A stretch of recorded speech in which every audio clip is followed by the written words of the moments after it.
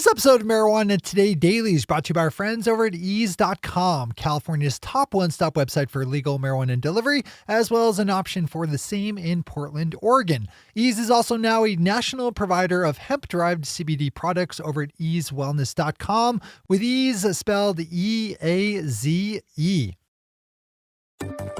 Good morning, Marijuana Nation. It's Tuesday, April 9th, 2019, and you're tuned in to episode 701 of Marijuana Today Daily.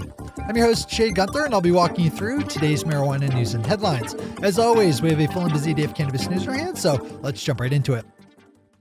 We start off the day down in Florida with some not great news, as a proposed bill to legalize adult use marijuana has died in legislative committee.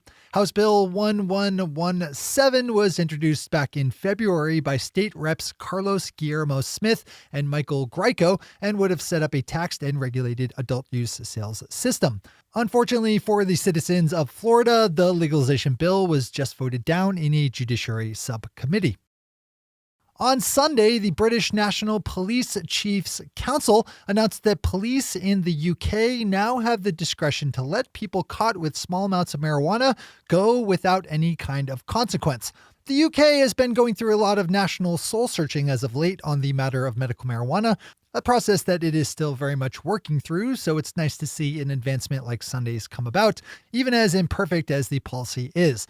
While it is great that British police can let people go for having small amounts of marijuana, the policy change at the same time sets up a system where cops can discriminate against people by charging them.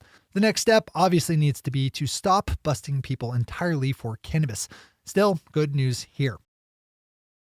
Our final top story today is a great piece by Naomi Martin over in the Boston Globe, looking at how things are going in Massachusetts for non-white entrepreneurs trying to get established in the state's legal cannabis industry. As any regular listener of this podcast knows, Massachusetts is arguably the leading state in the country when it comes to establishing social equity and justice programs. But as the last year has shown, getting those programs up and running is proving to be more challenging than getting them started.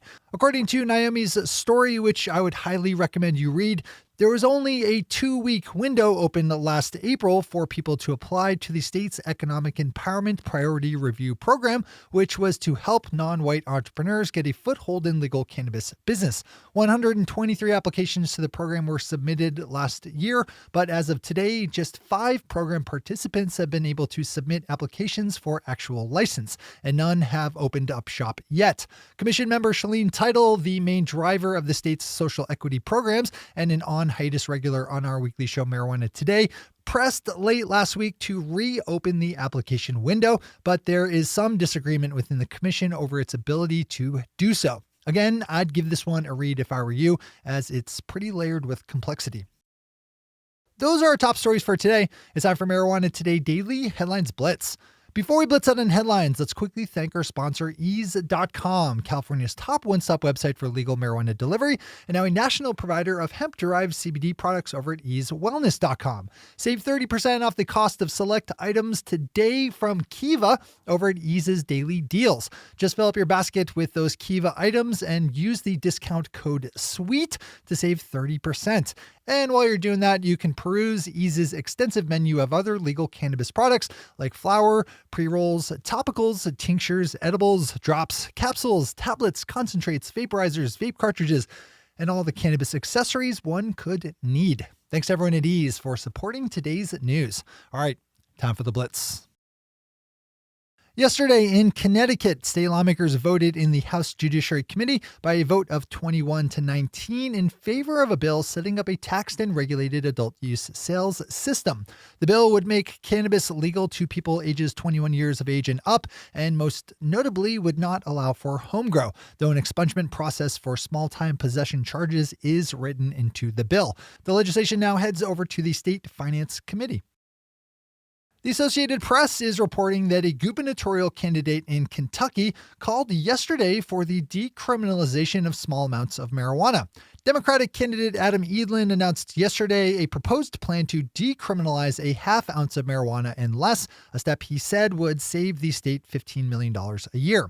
It's not really the most progressive stance for a Democrat to take, but it is Kentucky, so.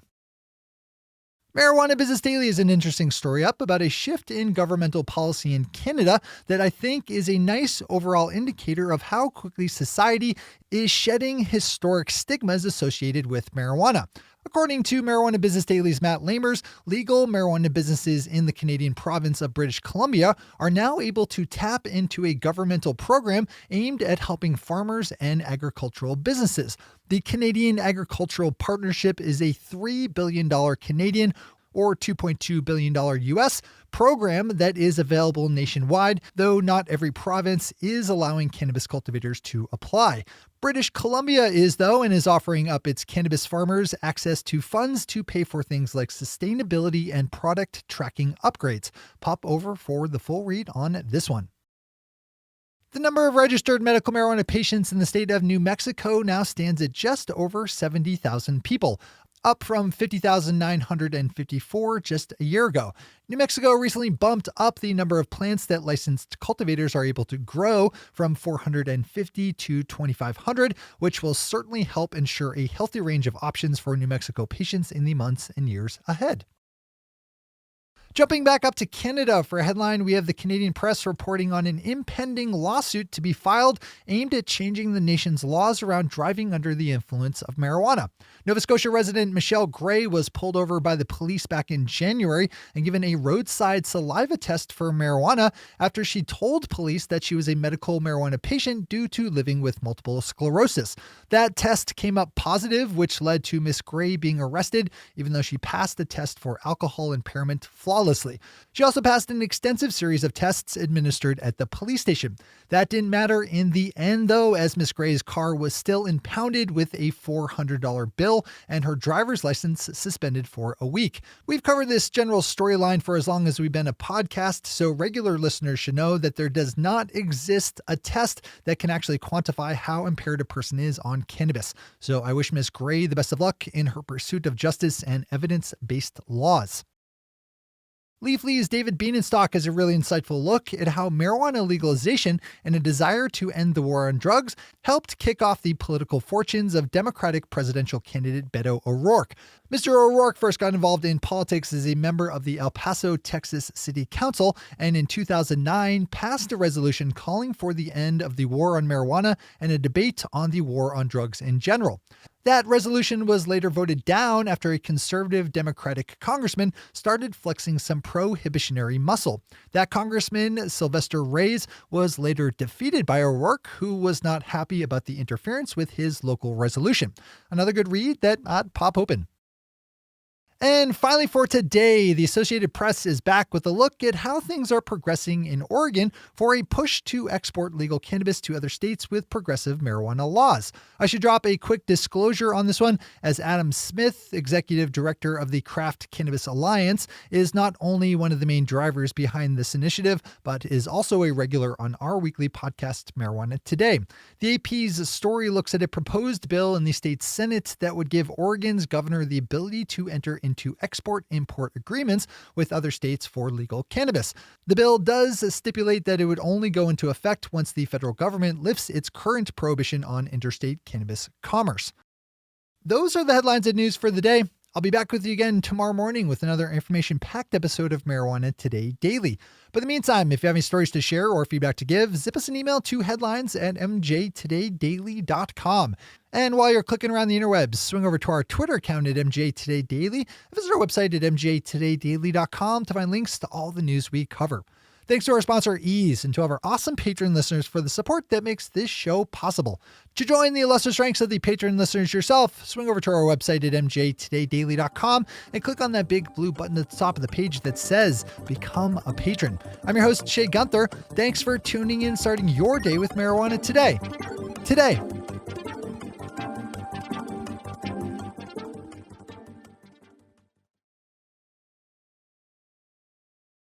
One take, Shay. One take.